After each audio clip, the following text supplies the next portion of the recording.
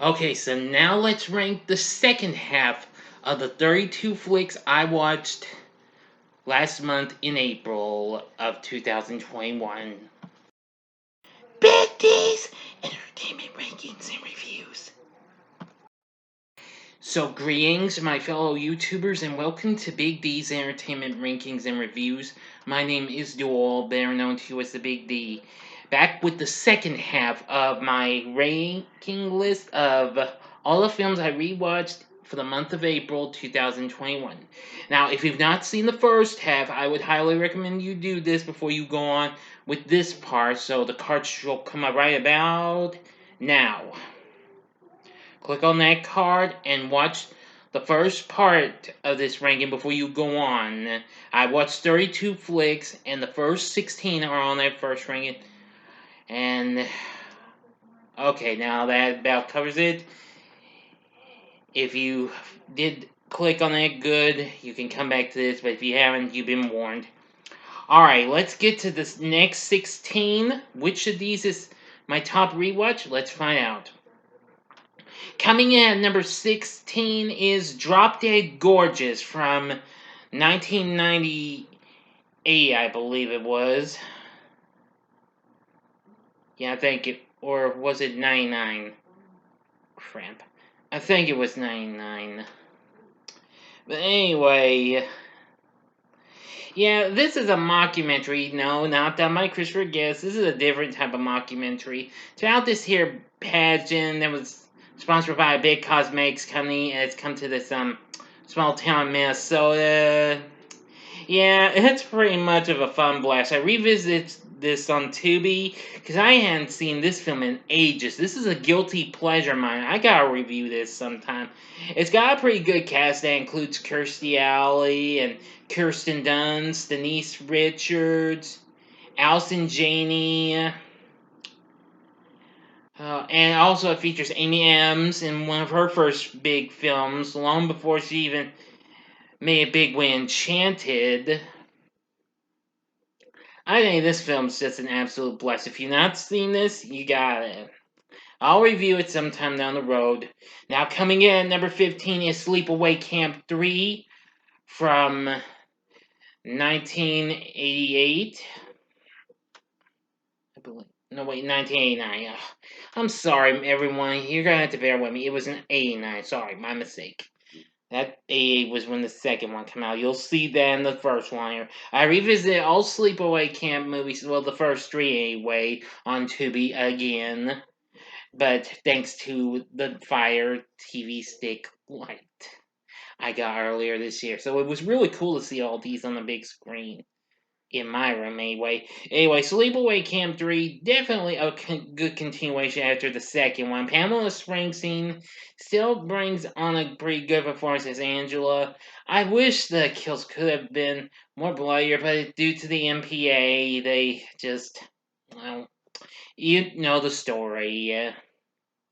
Alright, now coming in at number 14 is George of the Jungle, which, if you've not seen my review of it last month, check it out.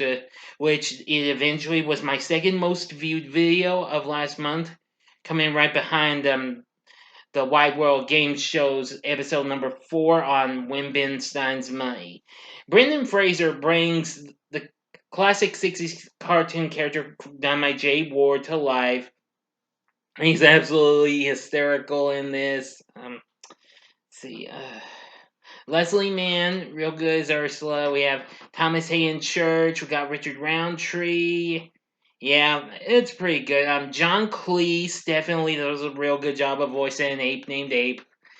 Yeah, it's just a fun, hysterical blast. I had a lot of fun revisiting this again on Disney Plus. This film may never grow old all the time. But I do love it just about as much as I love the classic animated series. Or even the new animated series that came out a few years later after this. Now, coming in at number 13 is the original Piranha from 1978. Now, this is another film I need to review. This was directed by Joe Dante, who, of course, would later go on to direct Gremlins and The Howling, which I have yet to see that.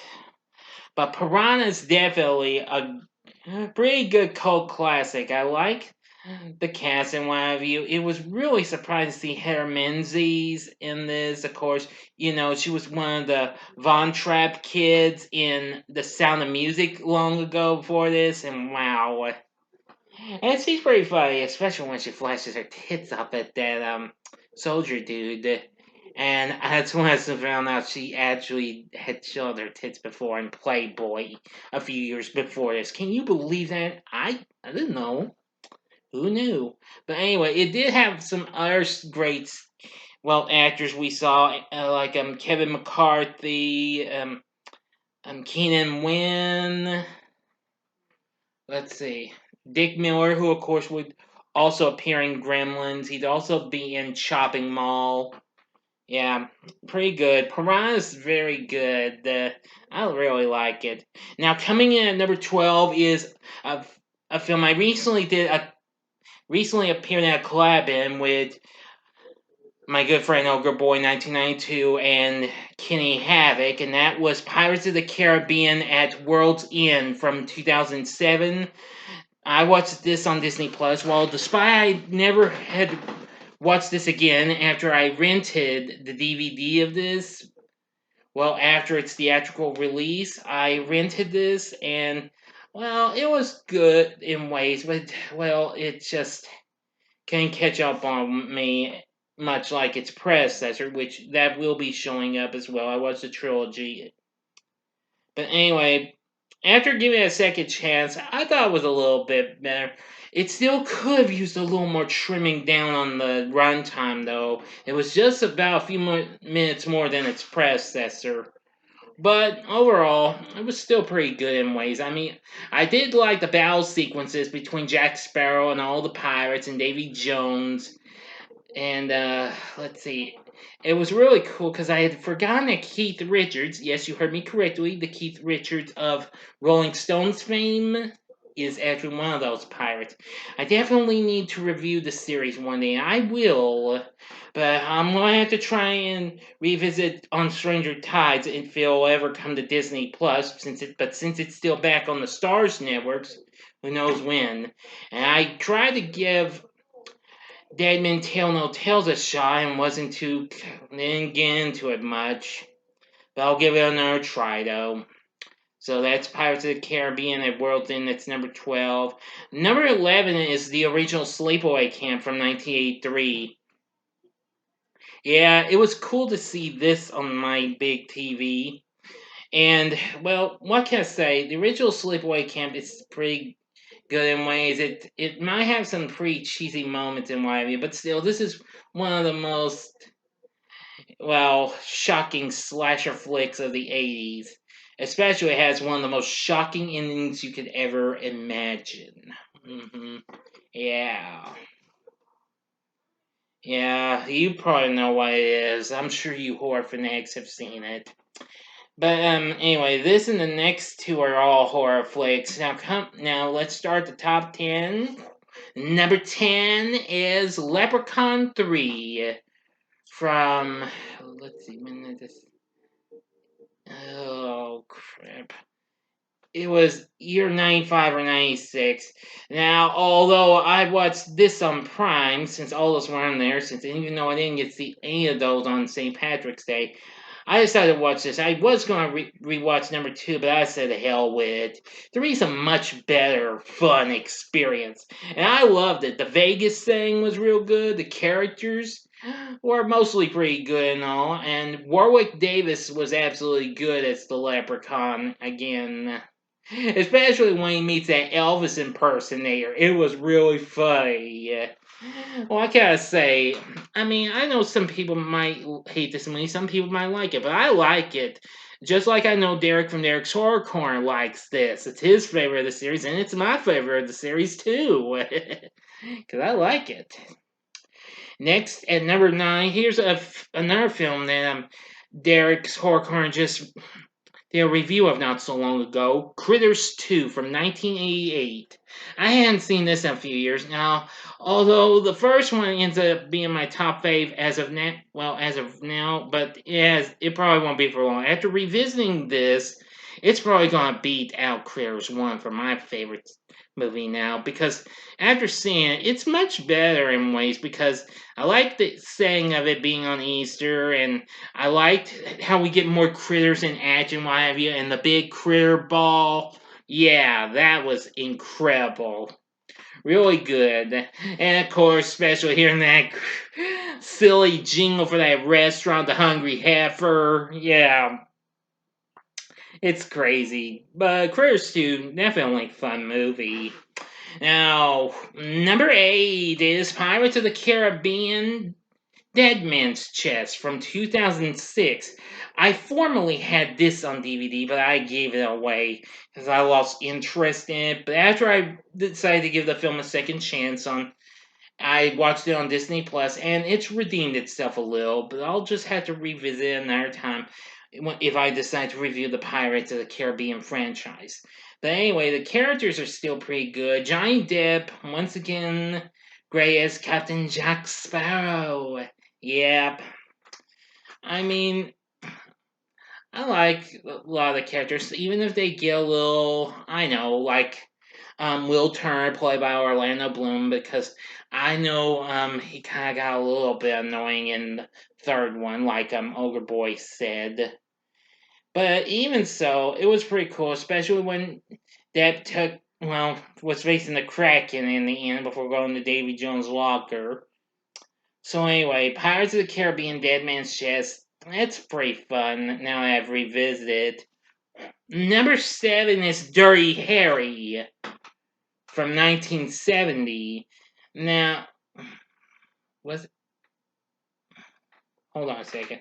No, 1971. My mistake. Sorry. Yeah, it was 1971 when it came out. Sorry for that error. 1971. I really love this movie after I hadn't seen it in years. This is easily one of Clint Eastwood's great performances, aside from the spaghetti westerns he did, like The Good, the Bad, and the Ugly, and what have you. This film is just a blast. The first installment, where he plays Detective Dirty Harry Callahan. Yeah, and saying one of his first signature phrases, "Do you feel lucky, punk?" Yeah. Dirty Harry's a great movie. I have seen the sequels now, finally. I mean, I've got Magnum Force, which was formerly part of my Popsole DVD collection, but not the rest, because I did watch the fourth and fifth ones on Tubi last month. But Dirty Harry, the original, which I also watched on Tubi, I gotta say, is still pretty good. I don't know if I would consider it to be my favorite of the bunch. When I review the franchise later on this year, we'll find out. Number 6 is Wonder Woman 1984 from last year in 2020. Now, while I'm still pretty PO that the critics are making this go down low on the tomato meter since this started out so strong right before its debut last December, this film was still a blast. Despite it did have a little bit of slow pacing and what have you, and all that jazz, but even so, I still loved it and what have you. Gal Gadot once again nails it as our title character, and while despite they weren't too thrilled with her, Kristen Wiig, I still liked her as Cheetah. And let's see, Maxwell Lord. Yeah, that character was pretty dark and what have you. Yeah, that was still pretty good. I mean, I know it was cliched and all that stuff, but the hell with what critics say. I loved Wonder Woman 1984. Enough said. Number 5 is Sleepaway Camp 2, Unhappy Campers from 1988. Now, I will say that I like this more than the first one or even the third one. This is the best. And I know Drew from Hazen at Devon Graham really loves this movie too. Pamela Springsteen is pretty good in this, playing Angela, killing off all those campers one by one. one with a guitar string, one with a drill. Let's see. Even frying two crazed stoner drunk sisters alive, and even stuffing one into the hull of an outhouse. Which that's like the one scene I just don't care to watch. It's no offense, but anyway. I still thought the kills were pretty good and what have you, though. Anyway, that's Sleepaway Camp 2. Number 4 is The Iron Giant from 1999. I watched this on Tubi, unfortunately, right before the film even got removed from them.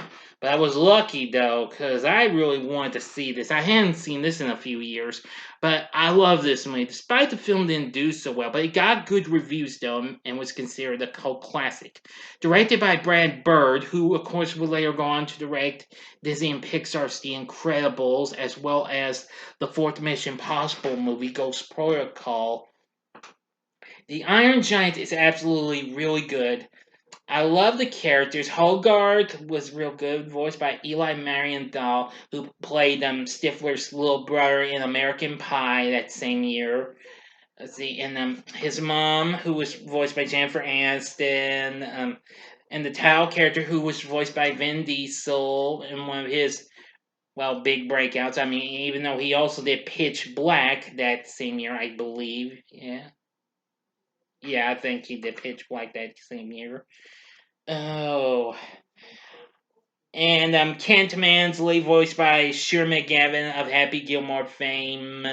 Christopher McDonald, pretty good character as well. I just really enjoyed it. Oh yeah, and Dean, voiced by Harry Connick Jr., very good.